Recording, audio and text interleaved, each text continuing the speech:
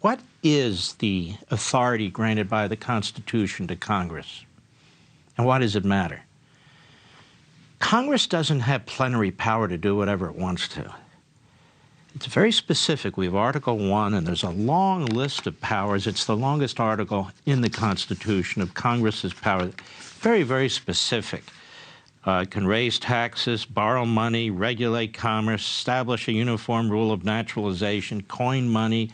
It's a long list. You can take a look at it, particularly Section 8 of Article 1. And you can study it and study it and study it, and you will not find the power to conduct a criminal investigation because it violates separation of powers. Congress is made up of politicians, some of whom are reprobates, some of whom are, of course, statesmen. But Congress was never set up to conduct criminal investigations of any sort, or criminal investigations as part of a Justice Department or U.S. Attorney's effort to target an individual or a group of individuals. So beyond the outrageous makeup of the January 6th Committee, the entire enterprise of the January 6th Committee is unconstitutional.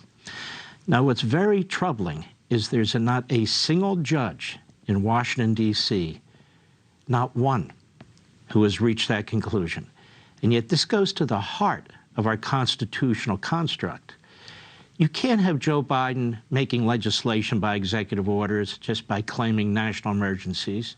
You can't have Congress investigating not for legislative purposes, but criminal purposes and to set up individuals and violate the Bill of Rights. You cannot have the courts legislating and executing. The whole thing becomes a mess. And that's exactly what the left in this country wants. It's exactly what Nancy Pelosi wants. They do not believe in our constitutional construct.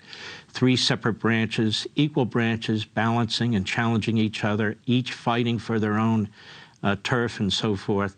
They want to control it all. That's why they want to destroy the Supreme Court and pack it with like-minded ideologues.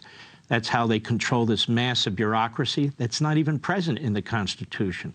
That's why when they're in office, they use executive orders like somebody handing out legislation. And that's why they use Congress, when the Democrats control the House or the Senate, but particularly the House, as a criminal investigatory body. And that's exactly what's taking place. And this is really appalling. If we intend to keep our republic, this needs to be called out. All the legal analysts on all the channels, they sit there and they play the game. Former federal prosecutors, professors, former defense counsel, former this, former that. They get into the weeds about a hearing. What did we learn in this hearing? We learned that this hearing is illegitimate. This January 6th hearing is not only illegitimate because of all the reasons I've talked about in the past, lack of opposition, exculpatory evidence, cross-examination, and on and on and on, but because Congress isn't supposed to be doing this. All these interviews that have been taking place, that have been compelled by this committee, this one-sided committee, all those transcripts are eventually going to be turned over to the United States Department of Justice and the U.S. Attorney's Office to be used against these individuals. Now, those interviews would not be taking place, or it would be quite a different scenario if an ongoing criminal investigation, the U.S. Attorney's Office asked these individuals to provide depositions. Their lawyers would tell them no. No, unless they could cut some kind of deal. All that's been thrown out the window. And you could tell by the latest hearing, the 8th hearing, primetime hearing that the media salivate over and slobber over, what a joke this is, how they tried to humiliate Senator Hawley. It's really not about January 6th, how the main witness about January 6th, Nancy Pelosi, has been effectively immunized by the committee, the members of whom she appoints and she had to approve. So you can take a look yourself. Article 1 provides no such authority, none, to the Congress of the United States. So everything that they're doing, which is openly and affirmatively criminal in nature, is a violation of separation of powers. And separation of powers goes back to Montesquieu. You can see in the Federalist Papers, the framers of the Constitution mentioned Montesquieu.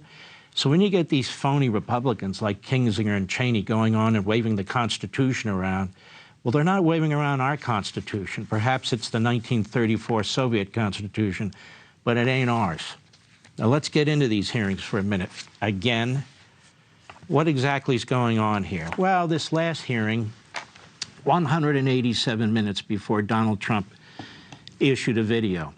And they had a grand old time at that hearing. They were laughing it up. They thought what they were doing was so cool, trying to embarrass the former president, trying to embarrass Senator Hawley and so forth. Did you find that convincing? Did you find that serious? Did you find that substantive? I can only imagine every one of these reprobates on this committee, if we could have access to their iPhones, their texts, their emails, their documents, their staffs, their family members, I'm sure we'd find sleaze all over the place, because most of them are not exactly Daniel Webster. Most of them are not exactly Thomas Jefferson. Most of them are not exactly Mr. Smith Goes to Washington. So what have we learned so far? 8 hearings, public hearings. In this 8th hearing, we've learned nothing. Nothing. Nothing we didn't already know. Oh, there's some little things here and there. Well, you know what? That's not exactly correct. These hearings have confirmed, ready? That Donald Trump had no direct role whatsoever in the January 6th violence inside the Capitol building. None whatsoever. Now, how do we know that? Because they haven't presented any. They've had videos, they've had texts, they've had graphics, they've had emails, they've had documents, they've had witnesses. Do you remember one sentence where Donald Trump directed or ordered or even encouraged a violent attack? Not innuendo, not opinion, not inference, but any actual fact? No, you haven't found any, because there isn't any. So what really has happened here is, despite 1,000 witnesses, excluding Nancy Pelosi, of course, hundreds of thousands of documents, despite God knows how many months of investigation, they have found nothing. Zero. And it's really quite remarkable. Now, they talk about this 187 minutes till the president issued a video. Well, if he were leading an insurrection, ladies and gentlemen, the video wouldn't have been the video that he released, would it? Basically telling supporters and others to stand down, to cut it out. 187 minutes. That's 3 hours and 9 minutes. Big deal.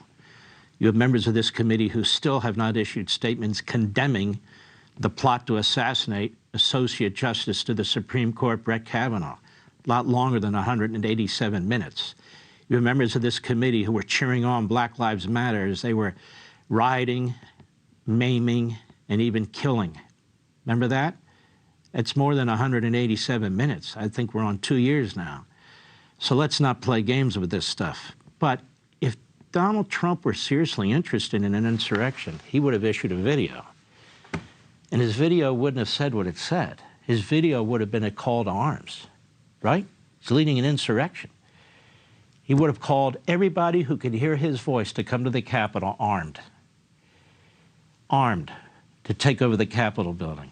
He would have called out the United States military, whether they would respond or not, to come to the Capitol building, encircle it, arrest the vice president, and arrest other officials, members of Congress. That's an insurrection. He would have declared martial law. That's an insurrection.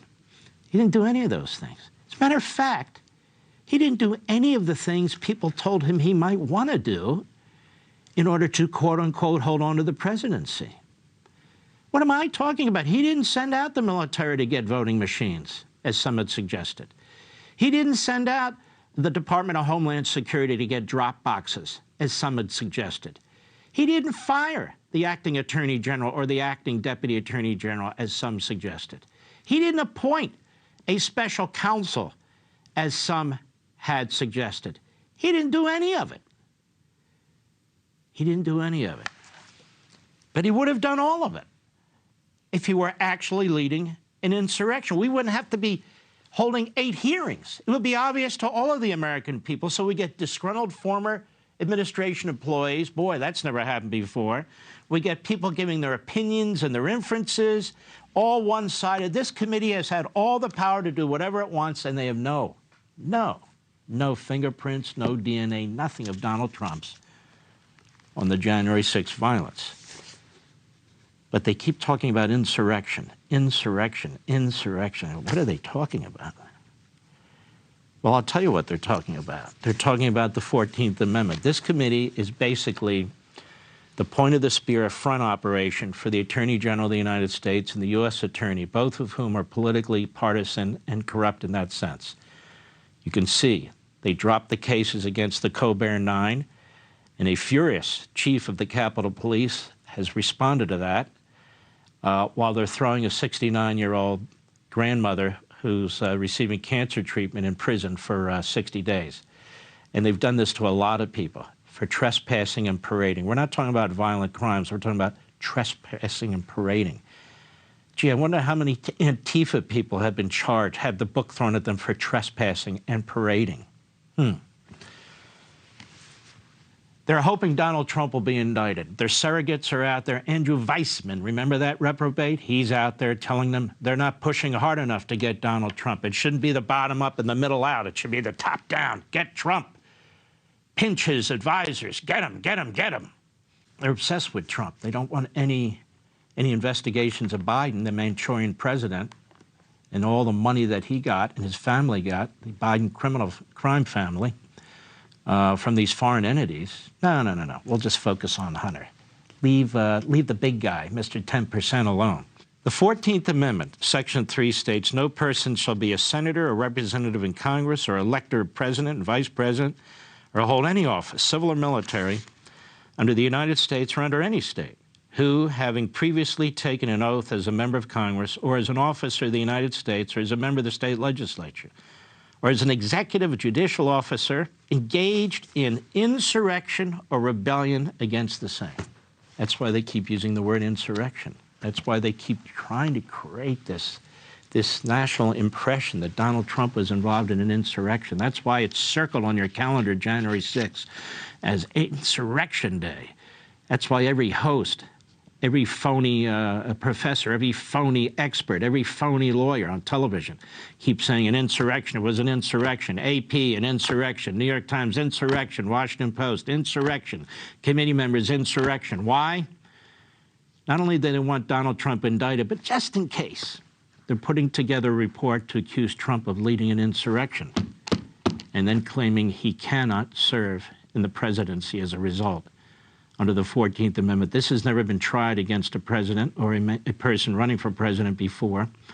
We don't know how that is adjudicated, but they don't care. They're reckless. They're absolutely reckless. That's like their two impeachments and their criminal investigation of Trump and so forth and so on.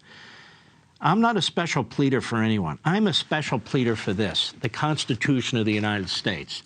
I don't go along with the mob. And the mob is in control right now in the name of the Democrat Party. They control all the instrumentalities of government. They control almost every single news platform, almost every single college and university, and they control the narrative. Well, I'm not going along with it. The fact of the matter is what this committee's doing, what this U.S. Attorney's doing, what this Attorney General's doing, what the media are doing are repugnant to our republic. I'll be right back.